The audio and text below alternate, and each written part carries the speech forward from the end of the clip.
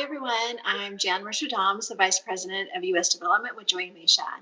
We are an enterprise of brands for women by women, connecting women to each other and to the companies, causes, and organizations that champion equity for women professionally and personally.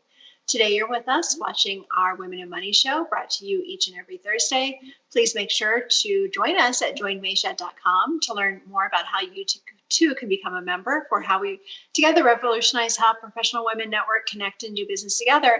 And make sure to join our YouTube channel where you can check out all of our content.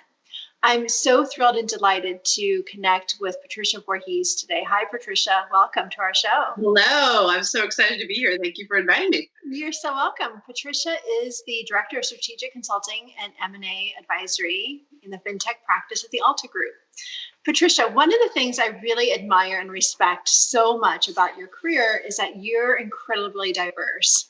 You have 2 master's degrees in addition to your degree in economics.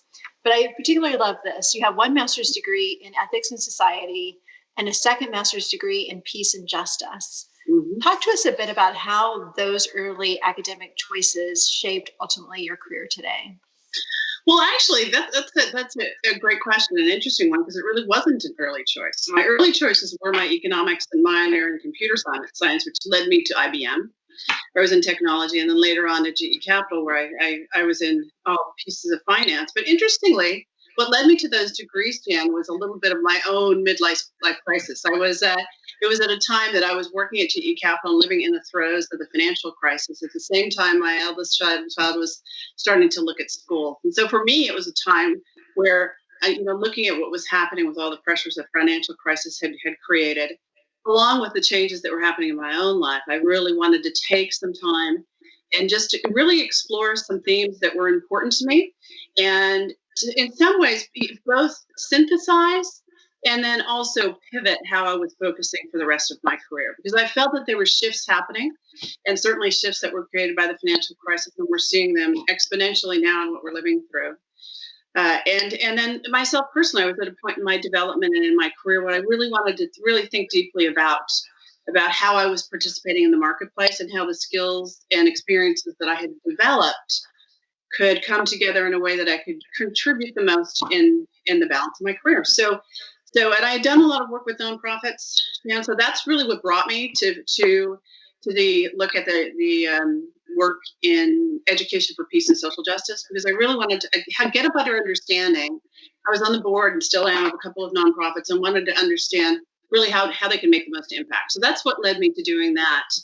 And then I just began to explore the ethics and society as a dual degree, just because of some of the coursework that I saw there that I thought really would help me deepen my thinking about my participation in the marketplace. So it was actually later in my career, and it is really what it has informed is how I'm thinking about things now and how I address the work that I'm doing now. And I would imagine that right now, given the fact that it is still 2020 and we're still in the middle of a pandemic, and so much of how we think about social justice has really come to the forefront of the entire last 6 months, and will continue to do so.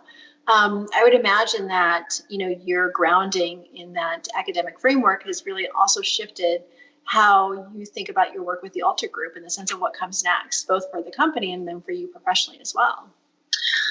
Yeah, so I think that for me, what has really been terrific about the work that I do is that I am able to bring together the experience I had working in technology with big clients with IBM, and all the experience I got at GE Capital in various aspects of commercial finance, and then look at what is happening today, what is happening with the innovation and with fintech, and how can that really help us address some of what I think are the biggest challenges and opportunities that we have.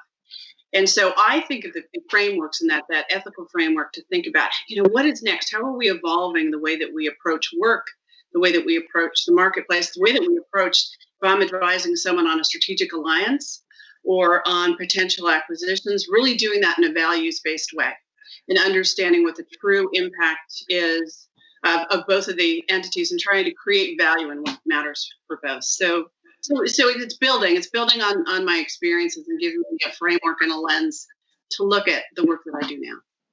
How do you think in the space of just fintech overall, which has evolved so much in the last 10 ish 15 years. And I know that you had just come back from the London conference, which this year was very different, obviously, but the largest fintech conference in the world. So I'm sure that there's a lot of conversation around, exactly to the point of what you were mentioning around transparency and accountability and empathy and all of the words that we're all using right now to pay due respect to what many of us are experiencing during COVID. But how is fintech itself really being at the forefront of what's happening in the pandemic in this moment in time? Yeah. So there's two, I'd look at that, Jen, in two elements. One is what it spurred just in terms of technology and usage. And so e-commerce pre-pandemic was about 12% of all commerce. So about 12% of all commerce in the U.S. was done via e-commerce. Post-pandemic, so in a 3 or 4 week, this actually was the growth was measured in I think a 4 to 6 week period. It went up to 16%. That may not seem like a huge amount, but that 12% had been fairly steady and growing for the last 15 years. And in a course of 6 weeks, we saw that huge degree of an increase. And if you look at just the traffic on e-commerce sites that are measured by a number of folks, those went up year over year, almost 80%. And so for me in the work that I do, often if I'm working with a large bank, and they're always very interested in talking about financial technology and talking about innovating the way that they deal with clients and think about their products and how they serve. But actually, there was a quote, a gentleman from Shopify said, who knew he didn't know in January that 2030 was going to show up in 2020. And so really the acceleration, and depending on which source you look at, is 5 to 10x. So because of necessity, we've had these models that have evolved. So if you look at, for example, the Paycheck Protection Program, there was folks out there like Cabbage and like Lendio and OnDeck who very quickly had to evolve models so that they could manage hundreds of thousands of applications for these loans, because frankly, the banks weren't prepared, not all, but many of them didn't have the infrastructure to handle the manner in which, the scale and the pace that these were coming in. So there was a lot of partnership going on. It was also interesting in the conference I attended last week is that they had many regulators on there from the FDIC and from the state of California. And they were, of course, and will and are continuing to focus on their responsibility for consumers and soundness and safety. But they are much more inclined to and accelerating the ways in which they can safely and with impact work with fintechs across different technology stacks. So I think that the demand for technology and for different types of user experience and different types of financial products and interfaces has just been, exacerbated tremendously because of the pandemic. And so that in itself is creating additional partnerships, different ways of looking at regulation, and spurring more products and partnerships, and even M&A activity, which we see, for example, with American Express buying Cabbage and Innova buying OnDeck. There's a lot of elements that led to those, but it really, I think, is, and I am seeing in the work that I'm doing with clients, that the time has come for this. There was a time beforehand where the question was, well, fintechs and this technology hasn't been tested by a credit cycle. And now we're in the midst of that. And so that question is being asked less, and the questions about scalability and real, products and how to best offer those to serve consumers and small businesses is much more focused. Yeah, it's fascinating, Patricia, because I remember, fintech 10, 15 years ago, and even 5 to 7 years ago, where it kind of felt like the Wild West in a sense of from a risk perspective. For many of the things that you're mentioning. And now it was interesting to hear that the one gentleman you heard speak said that, we're now living 2030 and 2020, right, in the sense of the growth and scale. But I would imagine that, as we thought about risk management and transparency and areas of compliance and, kind of the disconnect sometimes that you experience as a new industry starts to grow and scale tremendously, in the sense of Washington's slower process by which they really fully understand the extent of what's happening within an industry. I would imagine now that it's the same, but very different in the sense of what truly are risks to other companies, to end user consumers, as we think about, everything from online banking to sites like On Deck and Cabbage to just, how we think about, the ways in which we're becoming more dependent and reliant on technology as the basic form by which we, consume and purchase and engage and, just interact as human beings. Because it's so much now 24/7 just driven about our online digital experiences. Yeah, and it's thinking a lot about this, and what's funny is that what I find is interesting is that there's so many risk is such a multidimensional topic, right? So from an end customer, as a small business user or as an end customer, what are the risks that I face when I'm using these? And so certainly there's much focus on different types of verification tools and the technology that's going around different elements of verification, doing biometric types of verification and using other coupling of just our biology and technology together to help give us more security in that. There is, in terms of just looking at overall security, there's so much work that's being done with data in terms of both underwriting, whether it's a particular consumer type of product or a business type of product, and looking at data in different ways. For example, to look at folks who might be the underbanked, who might not have more traditional data, but they might be able to access data about their cash flow and their banking, to look at and underwrite that consumer and look at them in a different way. And then there's another element of it, which I think is, well, at least two actually. One of them is what is around the data itself. What kinds of risks might that pose? And interestingly, you and I have talked a lot about diversity and looking at different and diversity in the development of products and business models. And I think that it becomes clearer and clearer as the pace of the technology really hastens, and as the scale and of the technology really broadens and the reach gets deeper and deeper, that the risks of not being able to really look at all of your at different risk dimensions, because one element of risk is just a credit underwriting at the front of some sort of financial transaction. But there are a lot of other types of risks around reputational risk and other unforeseen risks around the data themselves, data ownership, and whether that, ultimately how a product is sculpted or offered out to the market may be perceived as, infringing on privacy, or whether it's an appropriate use of it. So there's a lot of dimensions to risk, and I think that technology can help with them. I think it also uncovers some new ones. And I think in helping mitigate that really having a diverse team, instead of eyes, instead of skills, instead of backgrounds, looking at those is important.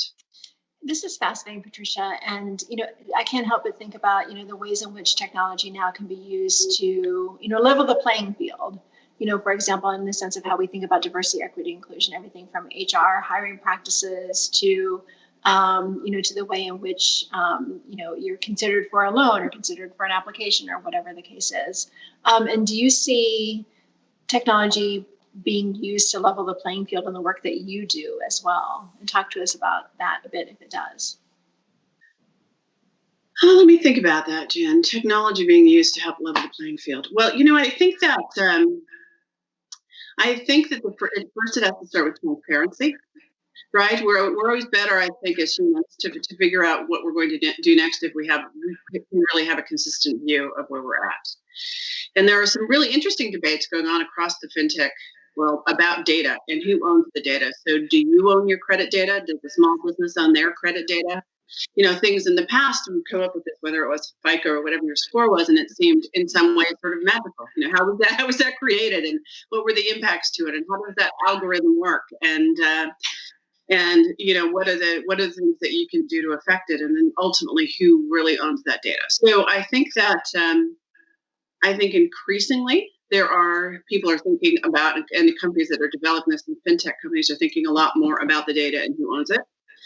thinking much more about transparency. I know if I think now versus even 5 years ago, it feels like I can find out my FICO score if I want to see it in a number of places, right?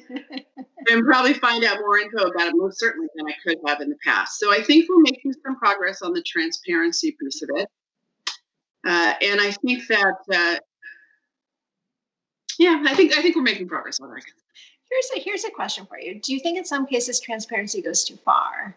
And I'm thinking about, particularly through, experiences that we all have with COVID, like when we enter a building now, our temperature is taken, right? So what happens with that data, particularly if you enter that building repeatedly on a daily basis, or if you're wearing a Fitbit that's administered by a company as a part of a larger, Get Healthy campaign under the HR function.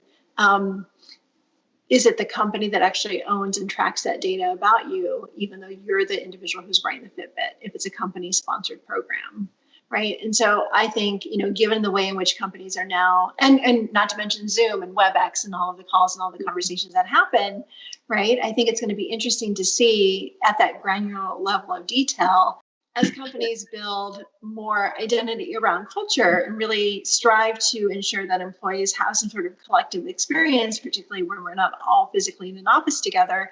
I'd imagine that, this is going to have to be a multi-intra-department analysis and assessment to ensure that you're simultaneously protecting the company from a risk perspective, but then also protecting the employees that work within that company.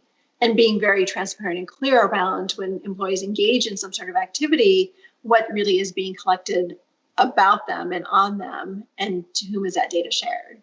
Yeah.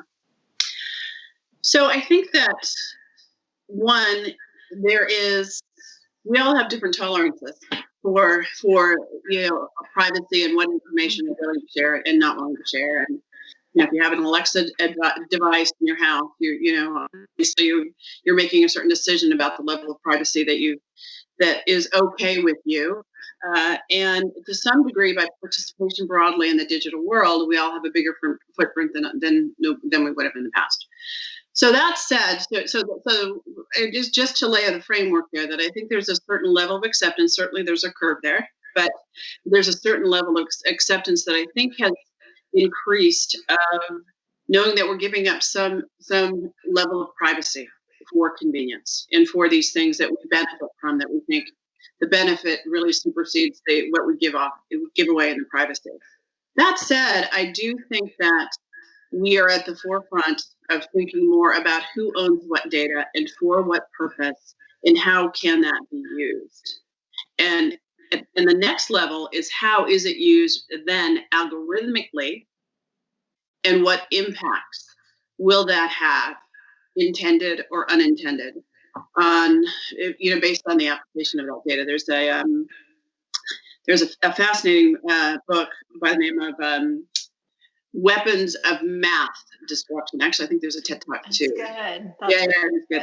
It's a woman. It's a female mathematician from Harvard. I'll think of her name in a second. And it's very interesting because as I watched that, I was actually looking at it for preparing for a guest lecture I was doing at Fordham in their Ethics and Society program, and I was just thinking about this whole notion of data and algorithms, and having worked some with algorithms, way back when I was in my IBM days, and understanding how you build those. What's interesting about algorithms, is she actually reinforces this and goes through some examples in the TED Talk, is you start by thinking about what success meant in the past for an algorithm. And so in that way, if you're asking and if you're taking data that exists today and you're making some assumptions within that algorithm about what success meant in the past, then you might actually be reinforcing some biases and some outcomes that you're trying to actually avoid. So, I think that the reason I bring up that example, in addition to it being a good TED Talk and a good read too, is that I think there's a higher imperative, there's a higher leadership imperative for leaders to really understand what is going into their algorithms, and to understand and be working with their technology leadership and really uncovering and continuing to test whether they are, systemically via their algorithms, really enforcing prejudices or biases or any type of bias that they don't want to reinforce in their business. So I think it's both the data, but then how that data is used. I think it's interesting. After 2007, 2008, we saw the growth of the sharing economy. So we saw companies like Rent the Runway and WeWork and Uber, Lyft, via Get, like all of the car companies. And, from the subscription-based box of the month service businesses as well. So there's a whole different shift to how we thought about kind of living and consuming and life work. And I'm wondering, now with COVID and the way in which it's physically separated a lot of us, I'm wondering if technology will take it upon itself, which it kind of already has, to solve the next round of our most pressing issues as related to things like climate change and sustainability and women's empowerment and et cetera, like all of the struggles that we are seeing so clearly now, which always existed, but are even more pressing as we think about particularly the intersectionality of what's happening right now. Yeah, it's the usage-based and subscription models that you mentioned, I think are beginning to, I think that they're beginning to have models that are existing and seeing success in the B2B space. And so if you think about the broader use of capital, the broader use of capital equipment, where I spend a lot of time in financing of equipment, whether it's construction equipment or any kind of equipment that's used within the environment, it's really when an organization was purchasing capital equipment, whether it was for manufacturing or you had a landscaping business and you were buying lawnmowers, the question was, well, do I buy it or am I going to somebody finance or lease it? And the thinking is really beginning to evolve now. And some of it is very much enabled by technology and the whole notion of Industry 4.0 and the fact that we have so much more of the Internet of Things and sensors in so many of our devices that really enables understanding, one, where a device is, whatever type of device it is, that the condition of that device and the usage or utilization level of that device. And so one of the areas where, at least from an equipment standpoint, you can impact sustainability is really driving up your utilization and efficiency of the capital equipment and the resources that we use. And so I am really seeing a burgeoning of those models across the equipment finance space. In the healthcare space, with sharing of equipment and being able to increase the utilization and sharing of vital equipment. For example, ventilators, of course, is a very important example in the recent past. There's a company out there by the name of Cohilo, who is, among others, who are helping with the sharing of that equipment and really using technology to facilitate that. There are, in the subscription space, there's been a huge increase in the need for things like Checkers tablets and in support of the fact that we brought our educational system essentially from the classroom to online. And so there's models that are emerging to actually help finance and provide subscription-based models there. In the healthcare space, there also is a large increase in things to support payments, just how to facilitate the tough stuff about how we manage all our own participation in the healthcare system. And then some, there's so much of our economy now, and given the environment that we're in, that are more and more 1099 or gig type of workers. And one of the biggest challenges with that, and with those that are starting businesses, 40% of which, by the way, are women who start businesses, is the cash flow piece of it. So there's businesses out there like Earn In and Pay Active who help make sure that you can get paid as you earn, as opposed to having to wait and manage the issues of cash flow and all of the problems of payday lending and all of the things, the ills that creates for society. So yes, I think across the board, technology is stepping up. I think there's a tremendous amount of opportunity still. And I think that what the pandemic has done, in addition to the acceleration that I talked to you about earlier, is that I think it's also spurred not only recognition of the experience and kind of the sea legs that fintech has now, but also understanding some of the things that worked and some of the things that didn't work in partnerships, and really understanding how you create those partnerships that create value for both parties, and really understanding the complementary pieces that each partner is bringing when they're looking at delivering, a complementary kind of solution. I spend a lot of time with folks looking at whom they might want to align with to provide and and really create more value in what's important to them and to their client base. So. And Patricia, because of COVID, do you feel that there's more of a willingness and acceptance of the understanding of the need of partnerships and collaborations in spaces and places where maybe they didn't exist in the past? And does that impact the work that you do differently than it did maybe even say 6, 8, 9 months ago? Yeah, it's interesting in that. So here's what's changed from if I look at a year ago now if I'm talking to what I'll call a bank or a more traditional independent finance organization versus what we would call a fintech, and there's always some debate about what's a fintech and what's not a fintech. The way that we think about, kind of the startup that has created some technology and has done something that maybe potentially was initially considered disrupting or handling some inefficiency in the market, and then the traditional players. I would say over the last, and keep in mind that I really spend most of my time in B2B, and I have been in fintech in many areas of fintech, other than just straight up call it lending and maybe working capital. The B2B solutions have been behind the consumer solutions. The technology has just taken longer. Some of the larger institutions, in terms of adopting and embracing it has taken longer. And so, although a year ago I had plenty of interest in understanding what was going on in the market and potentially looking at different models, what I'm seeing now, and actually I've seen a couple of examples of this in the last few months, is, for example, in some subscription models in marketplace offerings, where the big players have come to more traditional finance sources and said, I need you to work with this technology solution. I need you to partner with them in order to accelerate and to allow us to deliver what we want to deliver. So they're not some of the bigger players, whether they're manufacturers of equipment, mostly manufacturers of equipment, and as they're looking at how do they accelerate their e-commerce models, they don't have the time, and I don't think they think that, given where we are in the technology evolution, they need to have the time or the patience to ask their financial partners to develop these solutions because they're out there.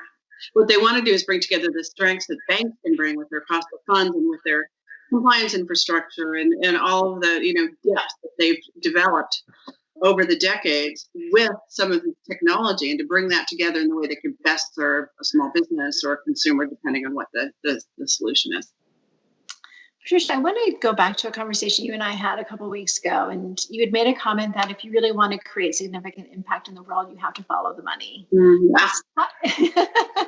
Let's talk about your thoughts on that. And, does that complicate how we think about doing good in the world? Can we simultaneously follow the money and do good in the world? And in what ways is that maybe perhaps better facilitated even today than what it was in the past? It's a great question. So I'll begin to answer your question by way of a story. So this is probably, I'm going to say two and a half years ago, maybe two years ago. I was in the city, and I was actually attending a women in fintech event in Lower Manhattan that was sponsored by two fintech companies. And there was a panel of women, and they were having a conversation. And it was a mix of some that were earlier on, kind of mid-career, and a little bit further in the career. Most of them, I would say 2/3 of them, that were working for fintech types of companies in various roles. And as I was heading my way back to Grand Central, which I haven't done now since March of this year, thinking about that conversation and getting on the train, I realized, I'm feeling really down tonight. Why is that? So I was trying to peel that back from the train ride myself back on, why did I feel that way? And the answer was, I feel like I had that conversation 20 years ago. I feel like I had that conversation in IBM, women in the GE Women's Network. And so it really bothered me that, or at least maybe want to really unpack, are we in the same place? What has changed and what is different? And so that is when I really wanted to say, okay, well, what if we looked at women and female founders and diverse teams as an investment thesis? And I actually later on, for one of the forums that I work with, I did a panel on that, and then a podcast earlier this year that really looked at that as an investment thesis. So my point being, what if you're a Fidelity money manager or someone else, and you had a factor, an X factor that you knew might improve performance of your portfolio by 10, 15, maybe even 20%, you certainly would grasp onto that and use it to its greatest extent. It's clear, and there's more and more evidence from studies across the board, whether it's McKinsey, Bain, and others, that diverse teams, one, have better financial outcomes in terms of revenue, in terms of exits, but they also, and this is an important piece, they're much better at mitigating risk. Because when you bring a diverse team together, they can understand elements, potentially how something might be perceived, or unintended consequences of it, or other reputational aspects that if you have folks that have come from the same background and look at things the same way and have the same view on the world, you're very unlikely to uncover. So I think that it's important to look at it as an investment thesis. I think we have a long way to go. If you look at, and these numbers, given what period you look at and who's doing the measuring change, but they're dismal in any case. So I think last year, or either 19 or 2019, it was about 3% of VC dollars, and 6% of deals were diverse, female-led teams. And if you look at female founders of color, that number it's a rounding error that doesn't even get to 1%. So our traditional methods of getting funding out to women and diverse teams, which studies are showing us are better teams and better at managing risk and better at creating capital, are missing. So there are beginning to be more women-led VCs that are looking at that, and other funds that are looking at diversity as one of their investment thesis. I think we have to continue to see that. But my point in saying follow the money is that we won't see real change until we can really put capital in where the diversity is. And for larger organizations, I think it's very important to look at your diversity efforts with one other dimension, and that is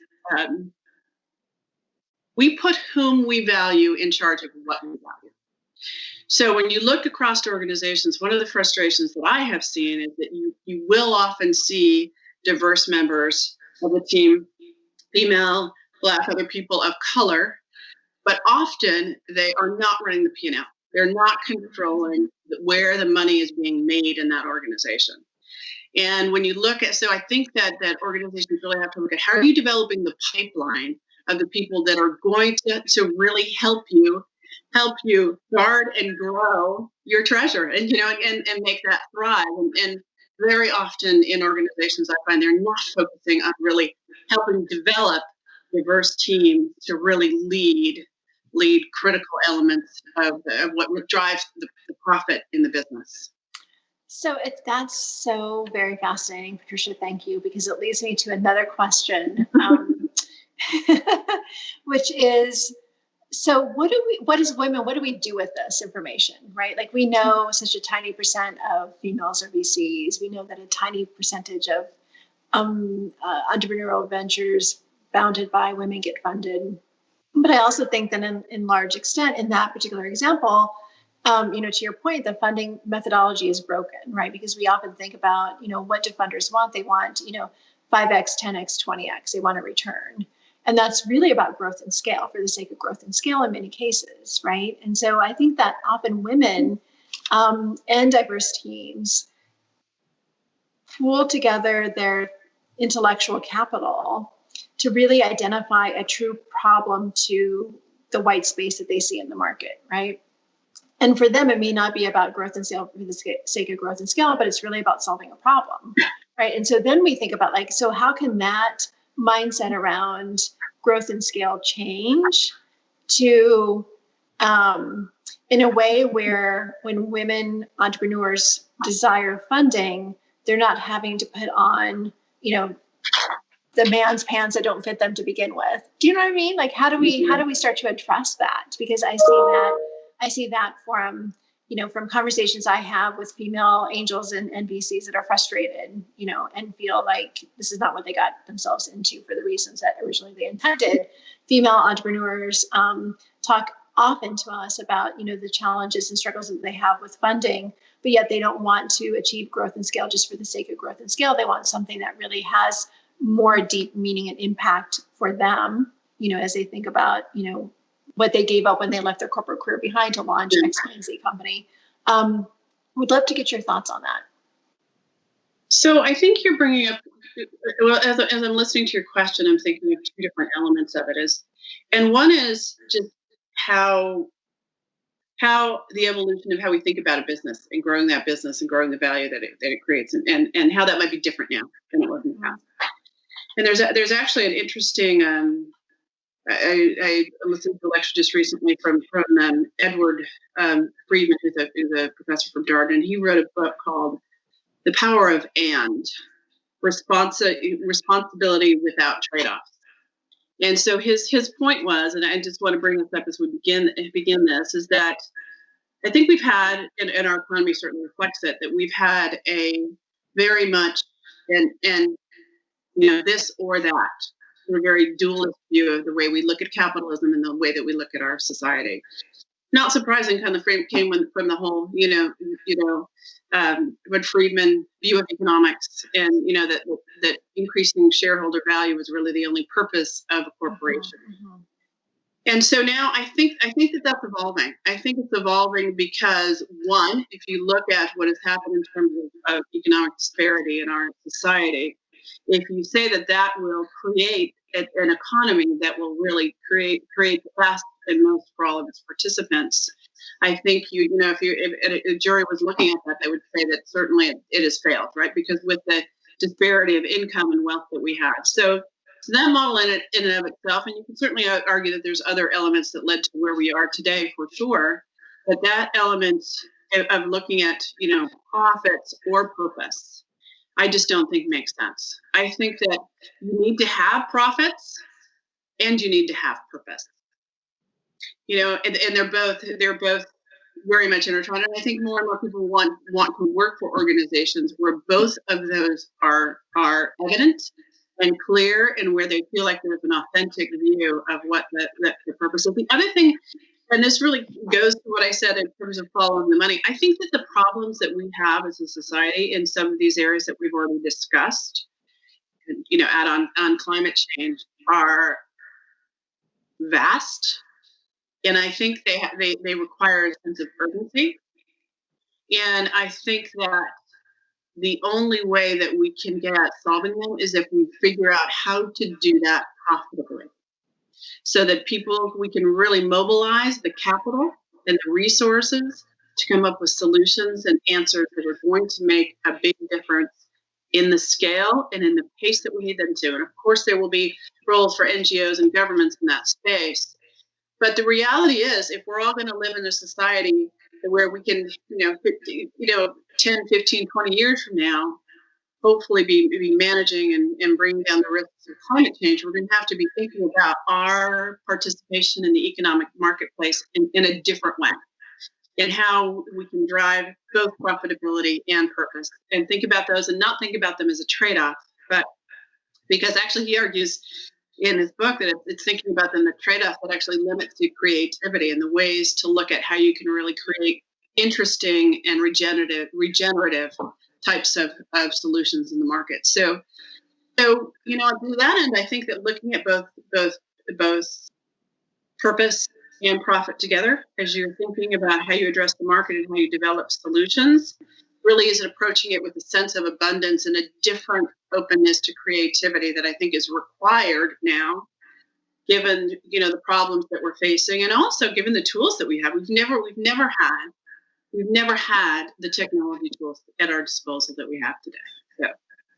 Do you think, Patricia, that this is 2020 is a year where there's an awakening in a different way, meaning that everything that you and I have been discussing today, is there a different perspective that people have around the sense of urgency by which these issues need to be addressed?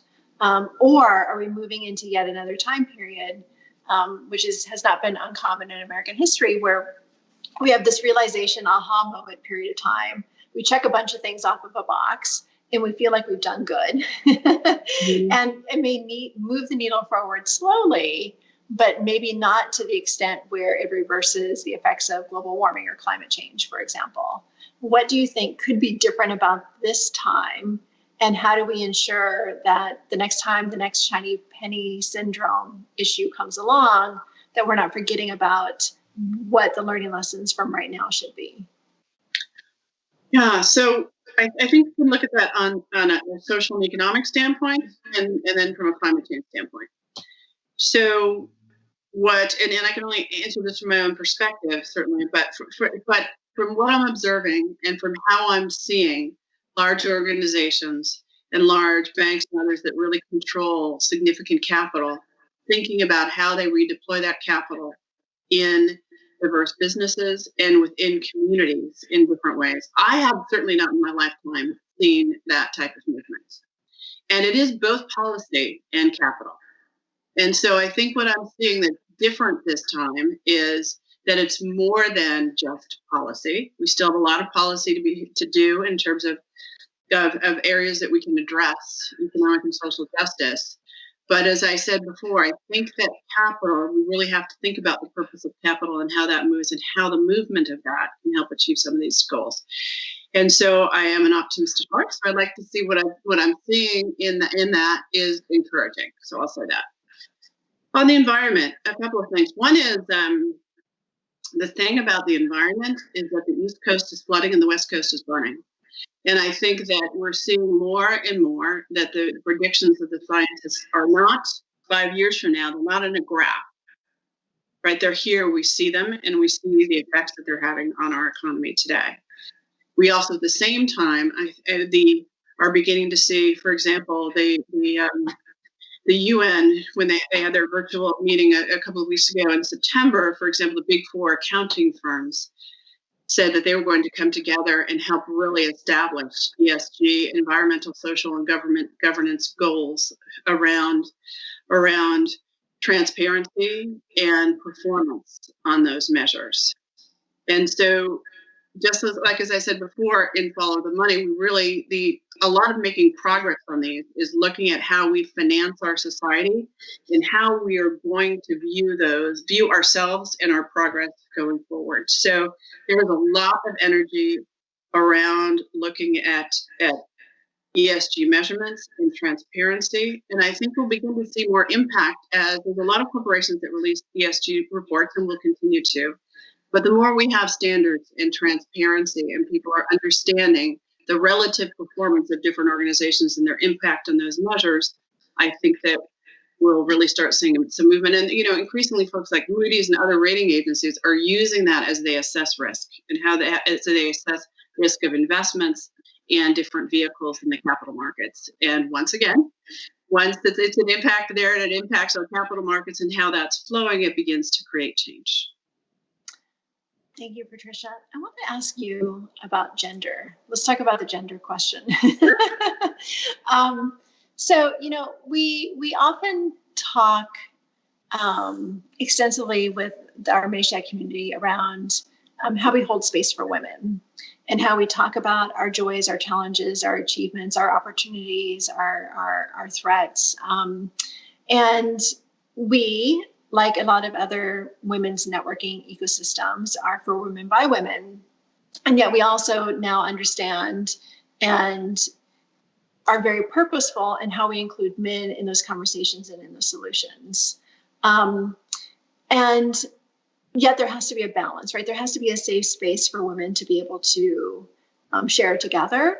And then also opportunities for us to actually be able to follow the money, to your point, right? Which is still controlled by men, and the organizations and companies controlled by men. Does it serve us well to continue on a path where we're holding space for women, or does that dilute the larger impact that we could be having in the economy by further reifying some of those silos, right? And I'm correlating this to how I think about, companies that have ERG programs, employee resource group programs, or affinity programs, where, the debate often now is that many of those groups serve to reify the silos that they originally intended to tear down, right? And so as companies rethink how they think about everything from their CSR programs to their DEI programs to the way in which they engage employees internally. We think about this at Mayshad as well, in the sense of what can we do to make sure that we're on the forefront of not holding women back by the sheer fact that it's, much of a women's collective. Do you know what I mean? Like, I just wanted to get your thoughts on what you think about that, because that has been, in the larger ecosystem of how we think about, the opportunities that we present for diverse people, in what ways are we well serving, and in what ways just we as women who are involved in the women's empowerment movement holding ourselves back? Yeah. So I've been involved, as I said, in the organizations that I worked in some of those affinity groups, certainly the ones for women, but not only for the, to help, focus on what the challenges and opportunities were, but also to deploy the talent of women in those organizations in that community around. And so I've seen a lot of areas where they have value and they can be supportive and helpful. I think that where I would say that we really need to step it up is what I talked about before, and the example that I gave of when I was frustrated, where it seems that the questions that are being asked and the conversations that are being had are not necessarily the ones that are really, really the issues and are really creating the problems and the roadblocks to real movement and opportunity. And once again, I think this, starting with an understanding that a diverse team is going to create better results for your purpose, and really believing that in a heartfelt way is critically important. If you come to it and you believe that, then you have to come to meetings and meetings, whether it is with an affinity group or, cross-functional team of your organization, with a true, authentic view of that, but also a real willingness to hear the truth and to understand where there's conflicts and where, and really have difficult conversations. I think now is the time for difficult conversations and to talk about what is really holding people back and what is causing organizations to be held back in terms of really making the most out of their diverse teams and really motivating them towards achieving their purpose. So I think that. So I think it's. I don't know that I'm an expert in that to say we should or shouldn't have affinity groups, but I do think it's a time to really step up the questions and the authenticity and the focus within those groups, for sure. There's also an element of this in the sense of how we celebrate accomplishments, right, and achievements. And I can't help but think of, those many times where, you're called out for, an exceptional female in fintech, or, when we refer to a female doctor as a female doctor, as opposed to just a doctor, right, or an African-American judge, rather than just saying, she's a wonderful judge. And in my perspective, I would long for the day when we don't have to preface our accomplishments by our gender. Right. Me too. Me too. Me too. It's funny. I heard something once, and it was that if you have a large gathering of folks and there's 15 to 20% women there, men will say, "Yeah, it was like half and half." Yeah. But women would look at it and not necessarily see that, right? So it's so yeah, we have to get to a point that it really is truly representative of our society, both in terms of gender and ethnicity and just all elements of it, so that it becomes just, I remember early in my career. This is also when I was having small children, so having children, so they were watching Sesame Street and all of that. And I remember sitting in some early meetings and that song from Sesame Street would come up in the back of my head. Which one of these is not like the other one? And my kids used for their sorting their blocks and such. So as things moved on, it was nice to have less cause to have that ringing in the back of my head. But it still happens, but we've got a ways to go. And I think some of these things that we talked about can help. And I think that there's never been a broader lens on what the issues are and the importance of really focusing on them and what the impact is. So what have we done is the other side of that question, right? If you really believe, it all has to come down to really believing and making the pivot towards that being a better outcome for all of us. Right. The optics of what you just said, I think, is fascinating as I play all these different scenarios out in my mind, when there's a perception that a room full of, 20% of the room full of women is just 20%, and yet there's a perception that it might be 50%.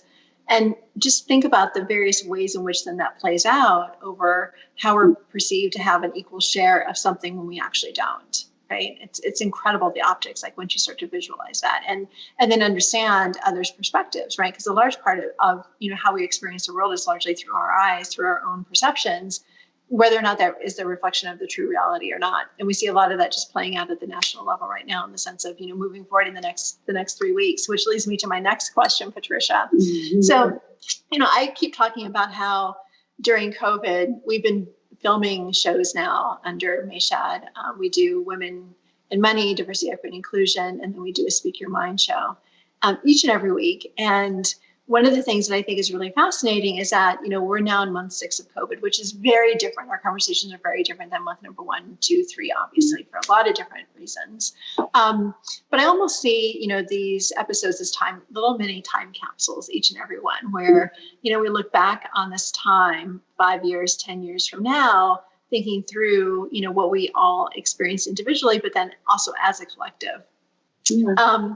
And I can't help but wonder,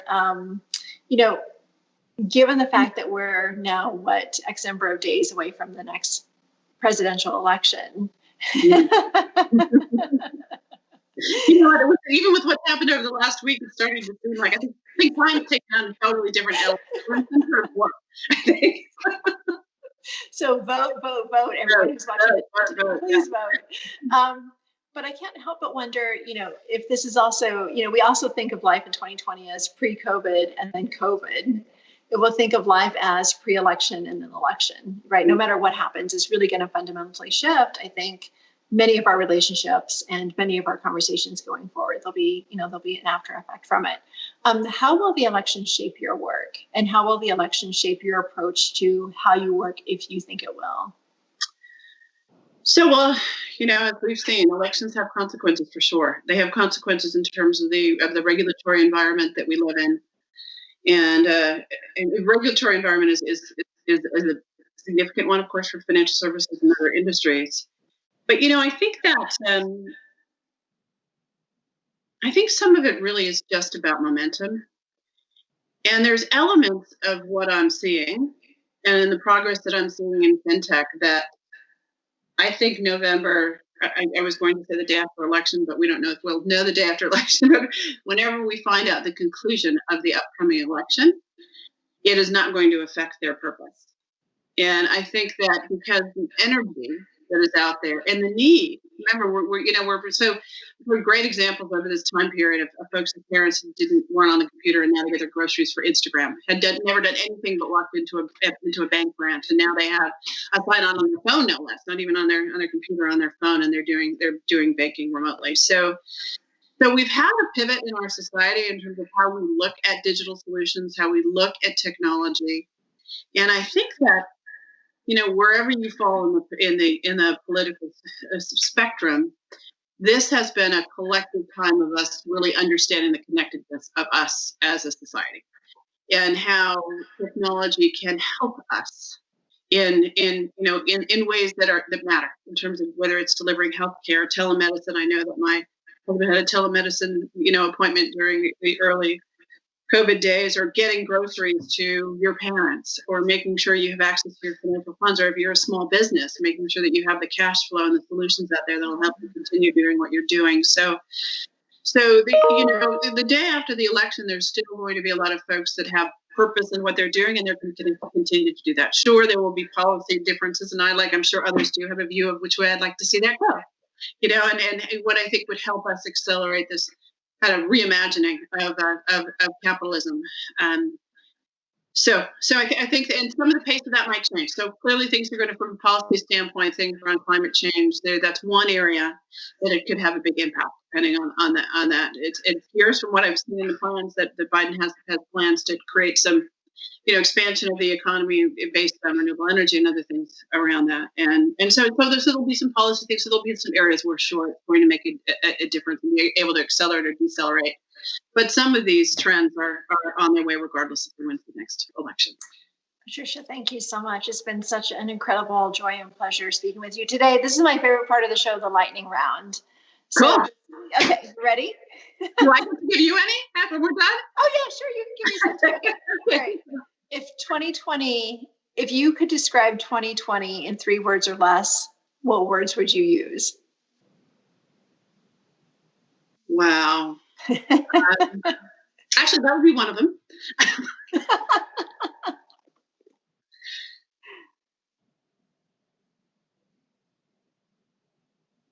And I would add awareness and acceleration. Because, I think that a lot of what we're seeing is that we all took a, pandemic-induced pause. And it caused, in my perception, I certainly see that it has caused broadly a lot of folks to be more aware of things they wouldn't otherwise be, and pay attention to anything from whether it's social things or, wow, I really don't like how my kitchen looks, and I sit in there all the time now. And acceleration of things like the technology that we talked about, and really, look at the pace of what we're saying, whether it's in our news cycles and other world events. So, and I think that comes from how to career. So that's it. Wow, awareness and acceleration. I love how they all work together too. Yeah. How about you? How would you answer that?